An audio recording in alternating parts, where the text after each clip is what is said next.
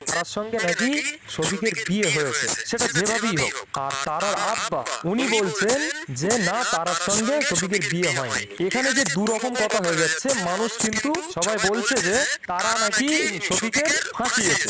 আমি সত্যটা জানতে চাইছি যে আসলেই কি শফিকের সঙ্গে তারার বিয়ে হয়েছে নাকি হয়নি, কোনটা সত্য কোনটা? না, বিয়েটা হয়েছে সত্য, মানে ও ব্ল্যাকমেলের বিয়ে করেছে। গাইস, এতক্ষণে তারার মার কথা শুনে এটাই বুঝলাম যে তারার সঙ্গে শফিকের বিয়ে হয়ে গেছে, সেটা যেভাবেই হোক। তোমরা নিউজের মাধ্যমে এটাও কিন্তু শুনেছি যে রাকেশ নামে যে ছেলেটা আছে, এই ছেলেটার সঙ্গে নাকি আগে তারার সঙ্গে সম্পর্ক ছিল প্রেমের। এটা কি সত্য? চলো তারার মার কাছ থেকে জেনে নিই। একটা কথা, অনেকে আবার এটা বলছে যে রাকেশের সঙ্গে নাকি তারার নাকি আগে সম্পর্ক ছিল, প্রেমের সম্পর্ক। মায়ের একটা ছেলে আছে, একটা বেটি আছে, আর সেখানে সেটাই সম্পর্ক করতে যাবে। ওই বলেছিল আমি বিয়ে করবো, আমাকে বিয়ে না করে তুমি ক্যাসেট দিয়ে দিবো। তার জন্য আমি তার আব্বা যে বড় বাপকে বলেছিলাম, সেই বলেছিলাম যে এইভাবে তোমাদের ছেলে এই কথা বলে সাবধান করে দিবা, না হলে তোমার ছেলেকে জবাইকে দিব। তখন আমার টাকা বলেছিল আর আমাদের ছেলে তোমার মেয়ে টাকা দেবে না। গাইস, আমরা তো এটাই বুঝতে পারলাম যে রাকেশের সঙ্গে তারার কোনো সম্পর্ক ছিল না, বরঞ্চ রাকেশ তারাকে প্রপোজ করেছিল, তারাকে বিয়ের প্রস্তাব দিয়েছিল। অথচ রাকেশের কিন্তু বিয়ে হয়ে গেছে এবং ছেলে মেয়েও আছে। তারপরে তারাকে ও বিয়ের প্রস্তাব দিয়েছিল, আর এটাও বলেছিল যে যদি তুমি আমাকে বিয়ে না করো তাহলে আমি তোমার মুখে অ্যাসিড দেবো।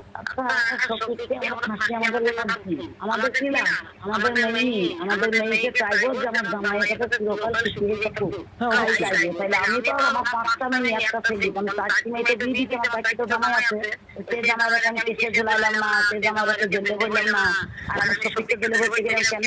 শফিক আমাদের কাছে বেঈমান করলো, শফিক আমাদের কাছে চিটিং করেছে, শফিক শুধু চিটিং করেনি, শফিক চোর। গাইস, এতক্ষণ তারার মার কথা শুনে এটাই বুঝলাম আমি যে তারা যে সমস্ত কথাবার্তাগুলো বলেছে শফিকের নামে, সেটা মিথ্যা নয়, সেটা সত্য।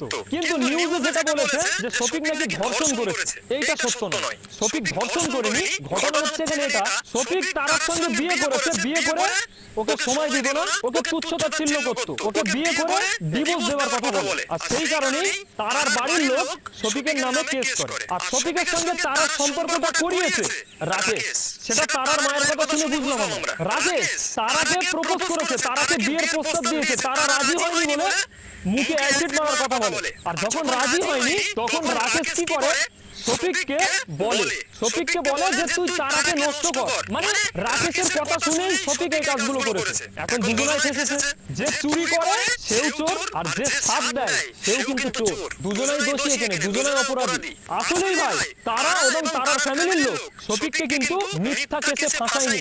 আসলে রাকেশ আর রুবেল এরা দুজনা শফিককে ফাঁসিয়েছে। বেশ নিশ্চয়ই তোমরা বুঝতে পেরেছো যে আসলে শফিককে কারা ফাঁসিয়েছে। আর আমি যে ভিডিওর প্রথমে বলেছিলাম যে রুবেল আর রাকেশের পরিচয় তোমাদেরকে দেবো, এবং শফিকের সঙ্গে দেখা করে বাড়ি আসার পরে আমার সঙ্গে রুবেল আর রাকেশ কি ব্যবহার করেছে আমাকে ফোন